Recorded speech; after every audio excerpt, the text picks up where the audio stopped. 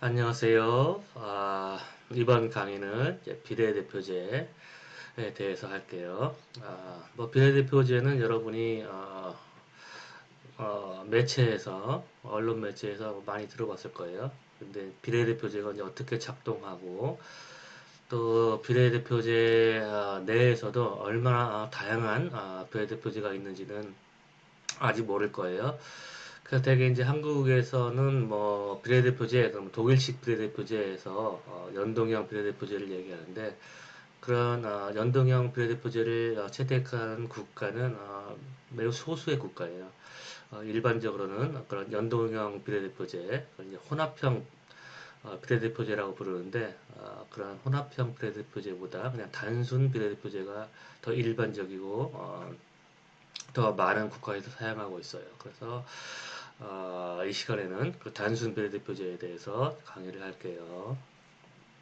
아, 이제 일단은 이제 비례대표제가 어떤 선거 제도인가에 대해서 얘기를 하면 비례대표제는 투표 가치의 등가성, 그러니까 가치가 어, 똑같다는 뜻이죠. 그러니까 한 유권자가 행사하는 표의 가치가 같아야 된다는 것이죠.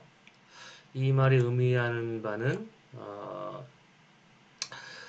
유권자들이 지지하는 정당에게 행사한 득표율만큼 그 정당이 의석을 확보를 해야 된다는 걸 의미하는 거죠. 그러니까 말 그대로 이제 비례대표제니까 득표율과 의석률이 일치하면 완전한 비례대표제가 되겠죠.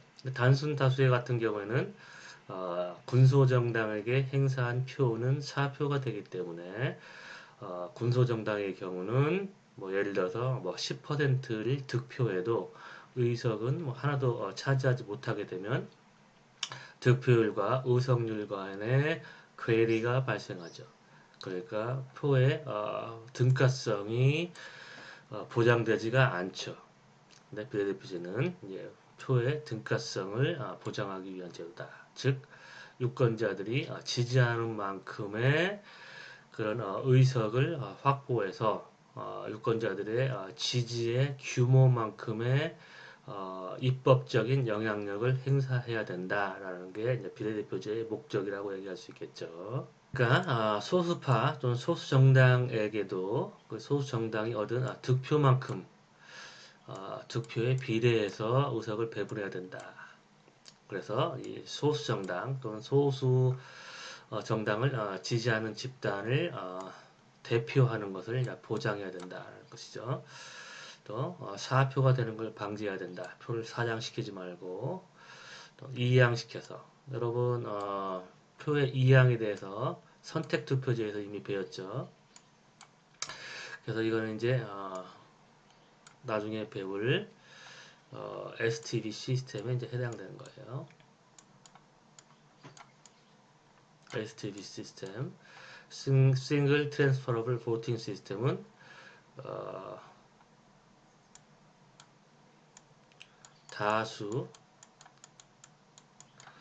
다수를 뽑는, 여기서 다수라는 거는 이제 한 선거구에서 여러 명의 후보를 뽑는다는 것이죠. 다수를 뽑는 중대 선거구제.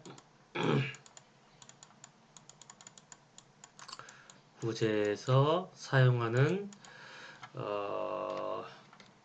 선호 투표예요. 투표제. 지난 시간에 배운 Alternative Voting System. Alternative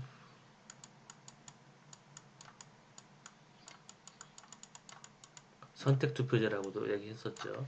Alternative Voting System은 중대 선거구가 아니라 소선거구, 즉 한 명의 후보를 뽑는 소선거구제에서 사용하는 선호투표제가 Alternative Voting System이고, STB는 여러 명의 후보를 뽑는 선호투표제예요.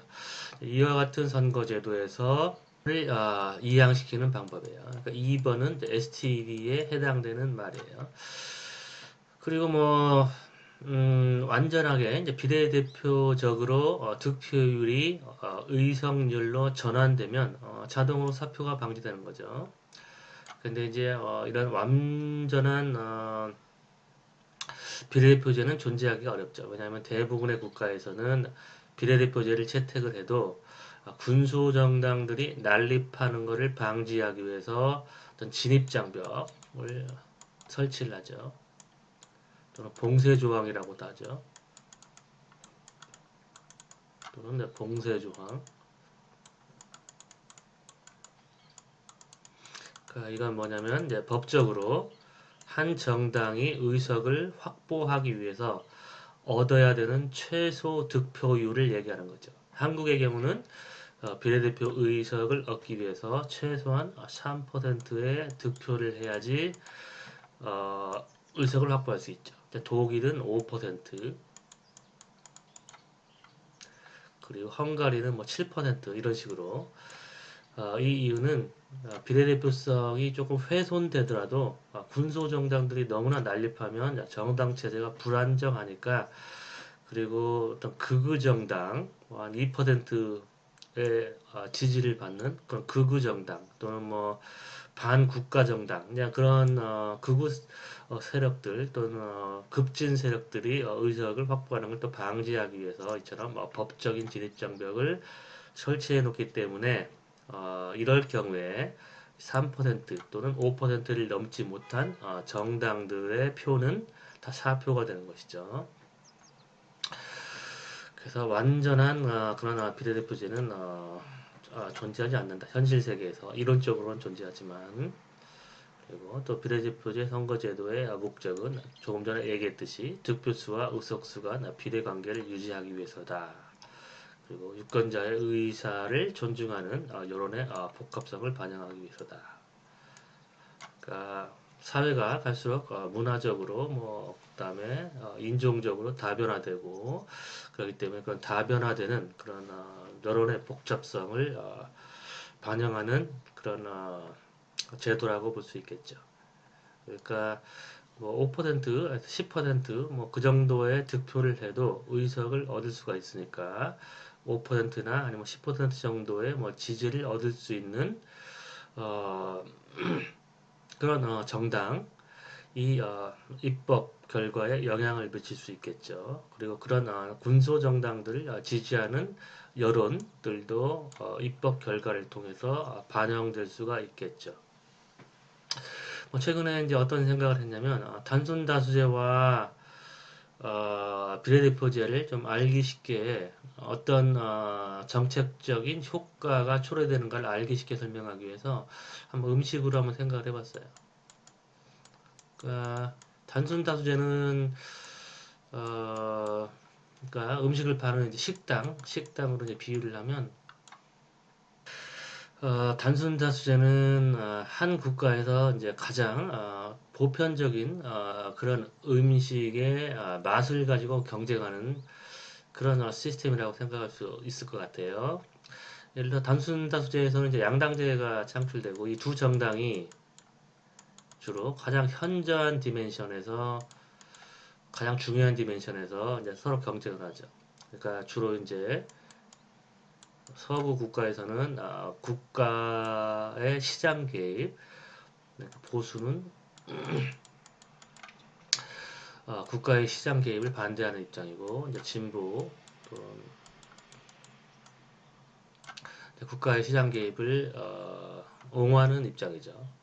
하지만 이제 국가마다 국가의 시장 개입 정도를 이제 다르게 지지하죠. 어떤 국가에서는 극보수가 있고 어떤 국가에서는 극진보가 있고, 그래서 결국에는 시장 개입 정도라는 거는 음식으로 표현하면 만약에 이제 한국에서 가장 현저한 이슈가 한국에서는 이제 남북 관계죠. 근데 서구에서는 시장 개입이고, 그걸 이걸 음식으로 표현하면 한국에서 가장 중요한 그리고 보편적인 음식은 뭐 예를 들어 김치찌개라고 하면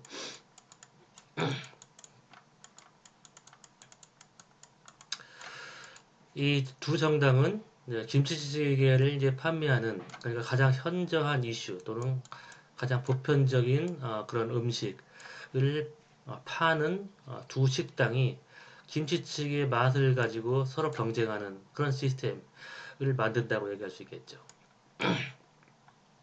왜냐하면 뭐 다른 음식을 팔아봤자 그러니까 두 정당, 그러니까 두 식당만 경쟁해서 살아남을 수 있는데 한국인들이 이제 가장 보편적으로 먹는 게 김치찌개라고 할 경우에 근데 뭐 한국 입맛에 맞지 않는 아니면 좀 덜 보편적인 뭐 그럼 짜장면이나 아니면 베트남 음식이나 이제 그런 걸 파는 식당들은 이제 소멸되겠죠.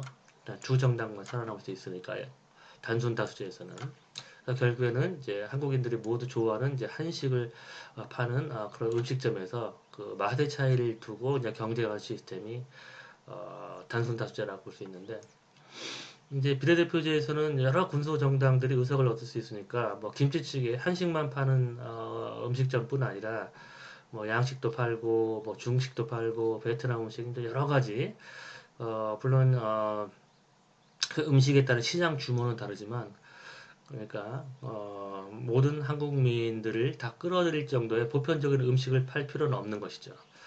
그래서 다양한 음식을 이제 팔 수 있다는 걸 의미하는 거죠. 비례대표제에서는 달리 얘기하면 이 선거 경쟁이 이제 다차원적인 그런 경쟁이 이루어진다는 거죠. 그러니까 이런 1차원적인 경쟁보다는 이제 다차원적인 경쟁, 1차원, 2차원, 그리고 3차원, 그리고 뭐 입체적으로 표시하면 이제 4차원부터는 우리가 그림을 그릴 수 없지만 그걸 이제 음식으로 표현하면 여기는 이제 한식을 두고 경쟁하는 좌파와 우파가 있고 그다음에 이제 세컨 디멘션에서는 뭐 중식을 가지고 경쟁하는 뭐 그런 정당이 있을 수 있고 그다음에 이제 3차원적인 공간에서는 예를 들어 양식, 서양식 그다음에 또 그 밖에 군소 식당들이 틈새 시장을 비집고 들어가서 뭐 베트남 아니면 뭐 그 밖에 다른 뭐 여러 가지 이제 음식들을 팔겠죠. 그러니까 소비자 입장에서는 이제 다양한 음식의 맛을 볼 수 있는 그런 다양성이 만들어지는 거죠. 이런 식으로 이제 설명하면 학생들이나 일반인들이 훨씬 더 쉽게 이 단순 다수제와 비례대표제의 차이를 이해할 수 있을 것 같아요. 그래서 비례대표제를 채택하게 되면 그러니까 지금 한국의 선거 경쟁은 뭐 남북 문제 아니면 뭐 서로를 비방하고 어떤 뭐 유행같이 경쟁을 주로 하죠. 주로 이제 도덕성 뭐 그런 거 가지고 계속 서로 물고 뜯고 하잖아요. 그러니까 그런 차원에서 유행같이 디멘션에서 식당으로 얘기하면 맛 경쟁을 하는 것이죠. 근데 국민들은 김치찌개만 먹고 싶은 게 아니죠. 그러니까 국민들은 뭐 다양한 직능 집단, 직업 집단, 뭐 계층 집단, 그 다음에 세대 집단, 뭐 여러 가지 계층 집단, 또 계급 집단을 포함한 여러 가지 집단들이 있는데 그들의 이익을 다양하게 대변을 해야 되는 거죠. 그러니까 국민들은 다양한 입맛을 가지고 있고 자신들의 입맛을 대변할 수 있는 다양한 식당들을 원하는 것이죠. 근데 이 단순 다수제에서는 그런 다양한 입맛을 대변할 수 있는 그런 다양한 식당들이 만들어질 수 없고 한 가지 음식으로 경쟁하는 그런 어떤 경쟁 체제가 만들어지기 때문에 국민들의 다양한 그런 의견, 여론을 반영하기는 부족한 것이죠. 어때요? 이 예가 좀 여러분이 이 선거 제도의 효과를 이해하는데 조금 더 와닿았는지 아니면 오히려 여러분을 혼란스럽게 했는지 모르겠네요. 어쨌든 비례대표제는 이런 유권자의 의사를 존중하는 여론의 복합성을 반영할 가능성이 높게 되는 거죠. 우리는 다양한 음식을 먹고 싶죠.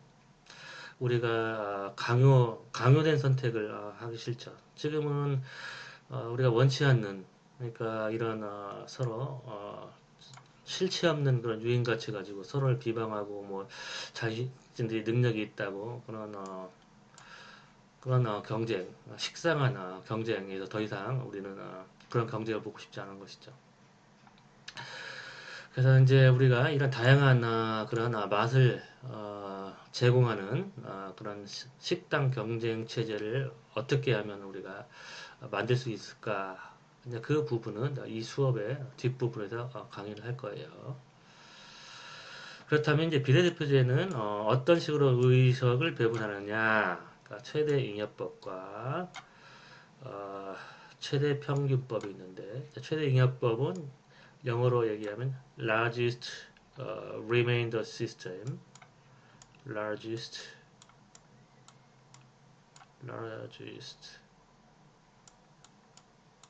remainder 그러니까 나머지 REMAINDER 그러니까 나머지가 가장 큰 순서대로 의석을 배분한다는 걸 의미하는 것이죠.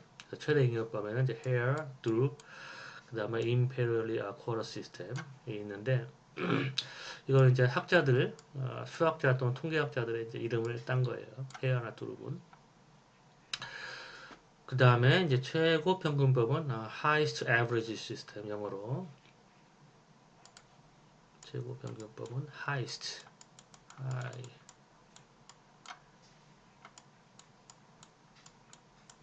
average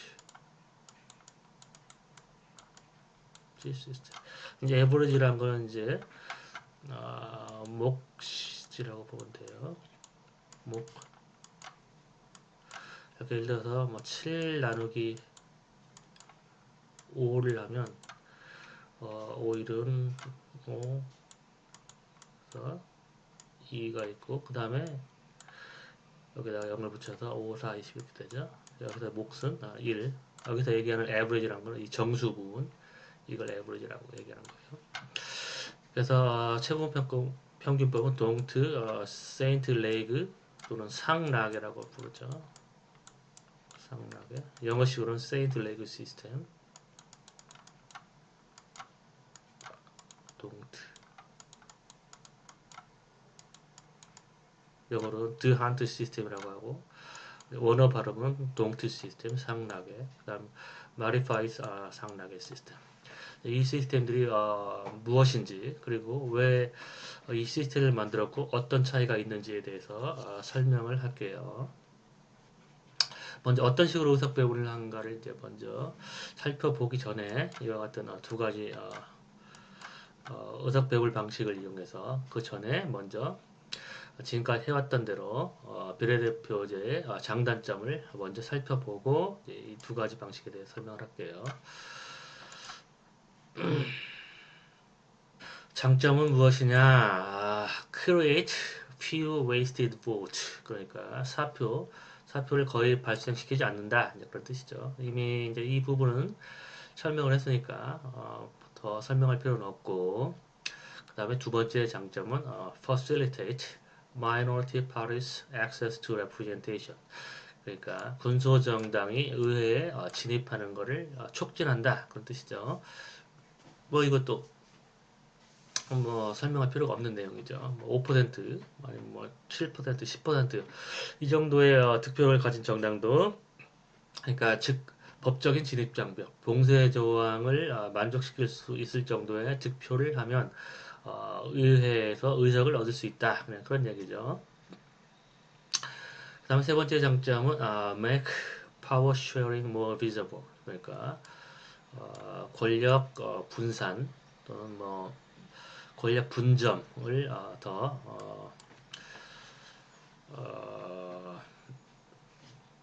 비저블이니까 눈에 잘 보이도록 한다. 그 얘기는 뭐냐면 이 권력 분점이 더 가능해진다. 그런 뜻이죠. 그 다음에 단점은 뭐냐? legislative gridlock. 이거는 이제 입법적인 교착.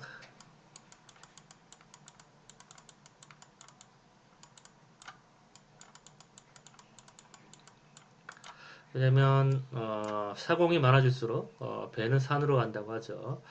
그러니까 단순다수제에 비해서 단순다수제에서는 양당 체제가 만들어지니까 양당 체제가 만들어지니까 한 정당이 과반수를 확보해서 과반수 정당이 다수를 대표하죠. 효율적으로 정당이 효율적인 다수 대표, 효율적 다수 대표. 근데 비례대표제는 다당 체제가 만들어지니까 다당 체에서는 과반수 정당이 없으니까 여러 정당이 연합정부를 형성해야겠죠.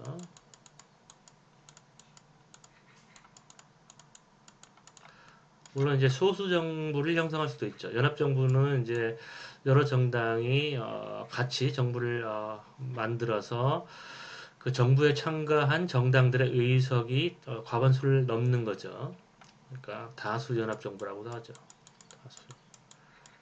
왜냐하면 연합정부를 만들 때 이 다수 연합정부를 만들어야 되는 이유는 만약에 연합정부에 참가한 정당들의 의석이 과반수를 넘지 못하면 그러면은 정부가 만든 법을 국회에서 의회에서 반대하게 되면 의회제에서는 이 연합정부가 실각 연합정부를 해산해야 되는 거죠.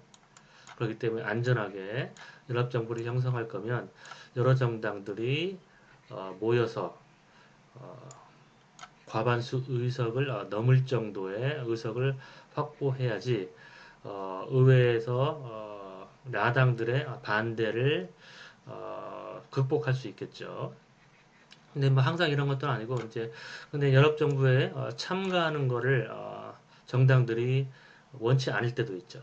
왜냐면 그 연합정부 형성에 이제 주도적으로 주도적으로 연합정부 형성을 주도한 정당이 인기가 없거나 그 다음 선거에서 패할 가능성이 높다면 그렇다면 이제 다른 정당들이 그 정당에 합류해서 연합정부에 참여하려고 하지 않겠죠. 그럴 경우는 소수 정당이 만들어지는 거죠. 소수 정부가 미안해요. 소수 정부.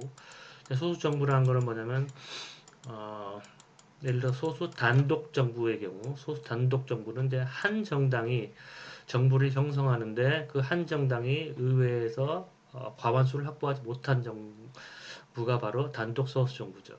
또는 뭐 소수 연합 정부가 만들어질 수도 있죠. 그러니까 연합 정부를 형성했는데 연합 정부를 형성한 정당들의 의석이 의회에서 과반수를 넘지 못한 경우. 이런 경우에는 야당의 반대에 부딪히기가 쉽죠. 그렇기 때문에 이런 입법적인 구리들락이 일어날 가능성이 높고 그 다수 연합정부를 형성한 경우에도 연합정부에 참가한 정당들이 서로 반대하면 법이 만들어질 수가 없죠. 그렇기 때문에 이런 입법적인 교착이 일어난다 그런 뜻이죠. 그 다음에 두 번째 단점은 fragmentation of the party system 그러니까 정당 체제의 파편화가 일어난다는 것이죠. 다당 체제가 만들어지니까 특히 법적인 진입 장벽이 낮으면 낮을수록 어떤 급진적인 그런 군소 정당들이 의회에 난립하게 되는 것이죠. 그렇기 때문에 정당 체제가 파편화되는 거죠. 세 번째 단점은 the inability to throw a party out of power. 그러니까 한 정당을 권력으로부터 내버리기가 어렵다. 그러니까 권력으로부터 한 정당을 축출하기가 어렵다. 그런 것이죠. 근데 이 한 정당이 어떤 정당이냐? 어떤 정당이냐면 주로 이제 조금 전에 다당 체제가 만들어지니까 비례대표제에서는 연합정부를 형성한다고 했는데 연합정부에 어떤 정당들이 주로 참가하냐면 예를 들어서 여기가 좌, 우 정당들이 있고 여러 이제 정당들이 있겠죠. 좌우의 공간에서 아무래도 이제 극좌 정당 의석이 적고 여기가 이제 의석률이라고 하면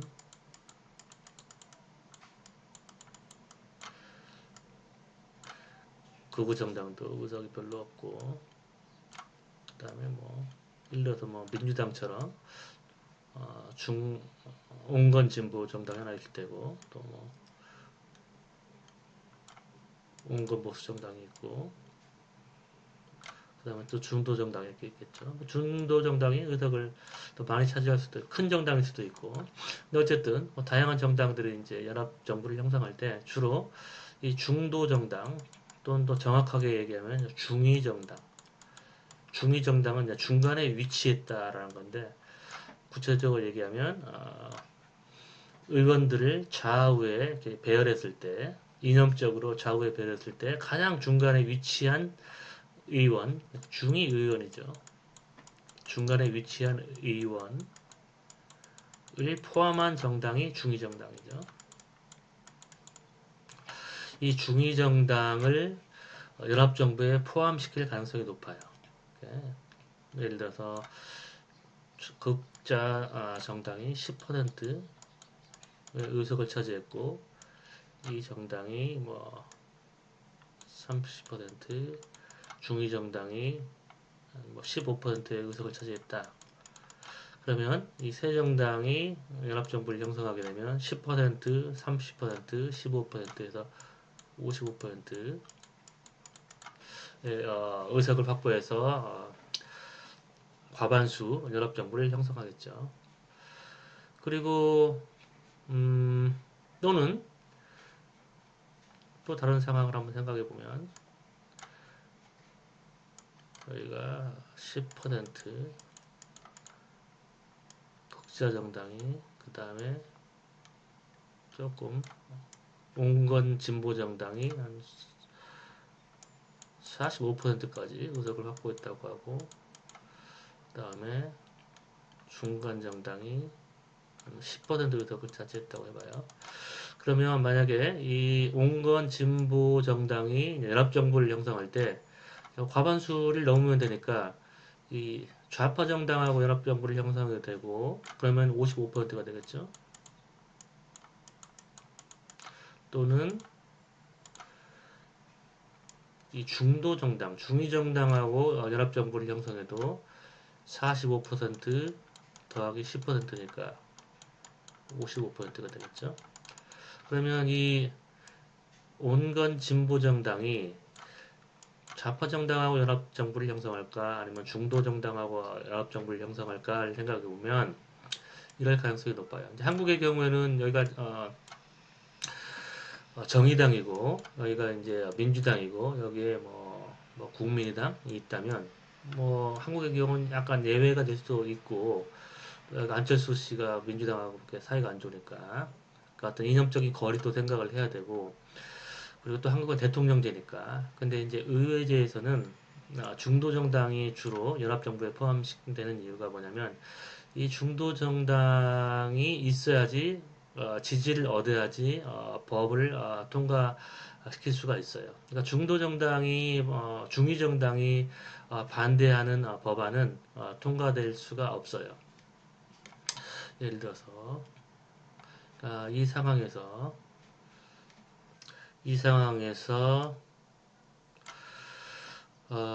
이 중도 정당이 이제 중위 정당이죠. 왜냐하면 좌파 정당이 10%의 의석을 얻었고 공건 진보가 30%, 그 다음에 여기가 15%니까 10 더하기 30은 40. 그러니까 중위 의원이 포함된 정당은 50%에 해당되는 의원이니까 지금 이 정당의 중위 의원이 포함이 된 것이죠. 그러니까 이 중도 정당이 곧 중위 정당이라고 얘기할 수 있죠. 이럴 경우에 예를 들어서 온건 진보 정당이 법안을 발의했다고 해봐요. 여기에 있는 그러니까 좌우의 공간에서 중도 좌파 정도의 법안을 발의하고 그 다음에 이 중도 우파 정당은 색깔이 달릴까? 여기 있는 법안을 발의했다고 해봐요. 그러면 지금 녹색 법안하고 이 보라색 법안이 서로 경쟁하면 어, 이 자신의 법안을 통과시키기 위해서는 누구의 지지가 있어야겠어요? 먼저 녹색 법안의 경우를 봅시다. 녹색 법안의 경우에 10%를 차지하는 이 좌파 정당은 녹색 법안하고 보라색 법안하고 어떤 걸 지지하겠어요? 좌파 정당은 당연히 녹색 법안이 보라색 법안보다 더 가까우니까 좌파 정당 10%는 녹색 법안을 지지하고 그다음에 중도 좌파 정당은 자신이 발의한 법안이니까 당연히 녹색 법안을 지지하겠죠. 그 다음에 이제 보라색 법안을 지지하는 정당을 보면 당연히 이 중도 우파 정당이 이 보라색 법안을 지지하고 그 다음에 이 우파 정당이 보라색 법안을 지지하겠죠. 그러면 지금 이 두 법안을 지지하는 집단이 이제 둘로 갈라지죠. 누가 캐스팅 보트를 쥐고 있어요? 이 중앙에 있는 이 정당, 중도 정당. 중도 정당의 지지를 얻지 못하면은 자신이 원하는 법안을 통과시킬 수가 없죠. 이 녹색 법안이나 보라색 법안이나 이 중도에 있는 중위 정당의 지지를 얻어야지만 이 법안이 통과되기 때문에 연합정부를 형성할 때 이 중도 정당을 연합정부에 포함시키려고 하는 동기가 있는 거죠. 조금 더 정확하게 얘기하면 조금 전에 얘기했지만 중위 정당. 예를 들어서 이런 경우에는 중도 정당하고 중위 정당이 다른 경우예요. 이 경우에는 지금 아까도 얘기했듯이 좌파 정당이 10%를 얻었죠. 검은색으로 표시할까? 좌파 정당이 10%, 그 다음에 온건 좌파 정당이 아까도 얘기했지만 45% 얻었죠. 그 다음에 중도 정당이 좀 10% 얻었죠. 그러면 좌에서부터 50%에 해당하는 의원을 포함한 정당은 중도 좌파 정당, 온건 좌파 정당, 이 정당이죠. 왜냐면 여기서 10% 더하기 45%는 이제 55%니까 이 경우에는 중위 정당이 온건 좌파 정당이죠. 이 정당은 중도 정당, 여기 이제 우파 정당 두 개가 더 있으니까 이제 5개 정당 중에서 이 정당이 이제 중도 정당이긴 하지만 중위 의원을 포함하고 있지 않기 때문에 중도 정당과 중위 정당이 다른 경우죠. 이 경우에는 이제 이 두 번째 정당이 바로 중위 정당이 되는 거고, 따라서 이 중위 정당은 굳이 이 중도 정당을 연합정부에 포함시킬 필요가 없는 것이죠. 좌파 정당하고 연합정부를 형성하거나 이렇게 연합정부를 이렇게 형성하거나 또는 이렇게 형성하거나 이렇게 되는 것이죠. 그렇다면 여기서 이제 한 정당을 권력에서 축출하기 어렵다라는 얘기는 뭐냐면 어떤 정당이었어요? 이 한 정당이 바로 중위 정당이죠. 왜냐하면 연합정부를 형성할 때 중위 정당을 포함해야지 법안을 통과시킬 가능성이 높기 때문에 이 중위 정당은 어, 여론의 추이 또는 여론의 지지 정도와 상관없이 항상 연합정부에 포함될 가능성이 높은 것이죠. 그걸 의미하는 거예요. 그러니까 중위 정당은 인기가 없어질 때도 연합정부에 항상 참여해서 권력을 발휘할 가능성이 높다라는 것을 의미하는 것이죠. 그 다음에 단점은 weak link between members of parliament, 의원, 그리고 and their constituents, 그러니까 선거구민과 의원 간의 연계가 약하다. 자, 이거는 어떤 비례대표제의 단점이냐면 폐쇄형 명부. 모든 비례대표제가 이제 이런 건 아니고 폐쇄형 명부의 경우에 특히 이와 같은 단점이 나타날 가능성이 높죠. 폐쇄형 명부는 뭐냐면 한국의 비례대표 의원을 뽑을 때 각 정당이 비례대표 의원을 공천하고 그 비례대표 의원들의 순서를 이미 결정을 해버리죠. 그러니까 유권자들은 그 순서를 바꿀 수가 없죠. 여기에 대응되는 개념은 이제 개방형 명부가 있어요. 나중에 더 자세히 설명하겠지만 이 개방형 명부에서는 유권자들이 정당에만 투표하는 게 아니라 후보들에게 직접 비례대표 명부에 있는 후보들에게 투표를 해서 그 명부에서 아랫순위, 낮은 순위에 있는 의원들도 유권자들의 표를 많이 받으면 자력으로 당선될 수가 있어요. 근데 이제 한국의 경우에는 폐쇄형 명부를 사용하기 때문에 위에서부터 순서대로 비례대표 의원들의 당선이 결정되죠. 그렇기 때문에 이 경우에는 그 비례대표 명부에서 높은 순위에 올라가는 게 중요하죠. 그리고 높은 순위에 올라가려면 어떻게 하면 되겠어요?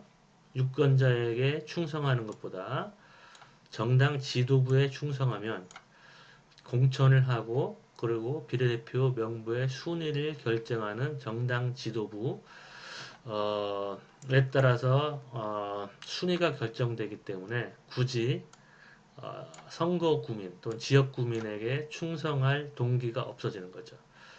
지역 구민보다는 정당 지도부에 충성할 동기가 강화되기 때문에 의원과 지역 구민 간의 연계가 약화되는 것이죠. 그 다음에 따라서 excessive party leadership, 그러니까 정당 지도부의 그런 리더십, 지도부의 권한이 지나치게 강화되는 성향이 있죠.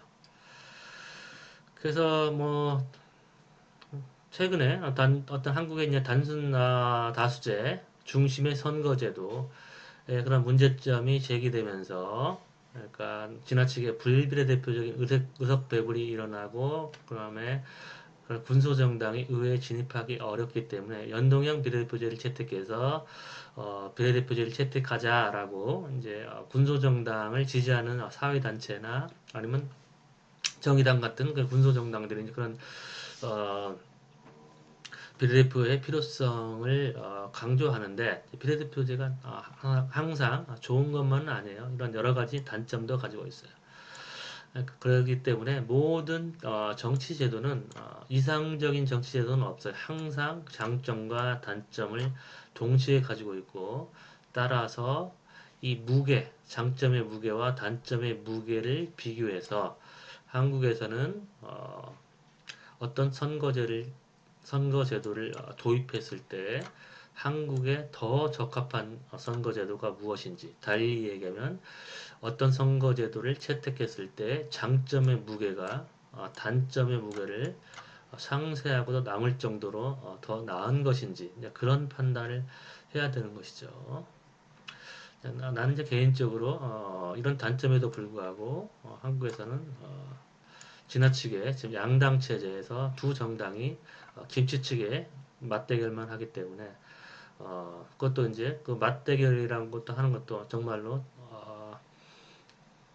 건강에 좋고 좋은 맞대결을 하는 게 아니라 어떤 조미료 대결, 어떤 자극적인 그런 조미료를 뿌려가지고 그런 식으로 대결을 하는 한국의 구도에서는 한국 사람들도 조금 더 다양한 음식을 맛볼 수 있는 달리 얘기하면 다양한 집단들의 그런 입맛을 대변해 줄 수 있는 그런 음식점 대결을 할 필요가 있다는 생각에서 비례대표제를 채택할 필요가 있고 비례대표제를 채택함으로써 발생할 수 있는 또 여러 가지 단점들은 또 다른 방식으로 우리가 보완해서 그런 제도적인 보완책을 마련해서 단점들을 메꿀 수 있다라는 생각을 하게 되는 것이죠. 그래서 이 수업의 후반부에 한국의 정치 현실에서 어떤 선거제도가 채택될 필요가 있는가에 대해서 우리가 조금 더 심도 있게 논의를 할 거예요. 그래서 의석 배분 방식은 다음 시간에 할게요. 그러면 다음 시간에 봐요.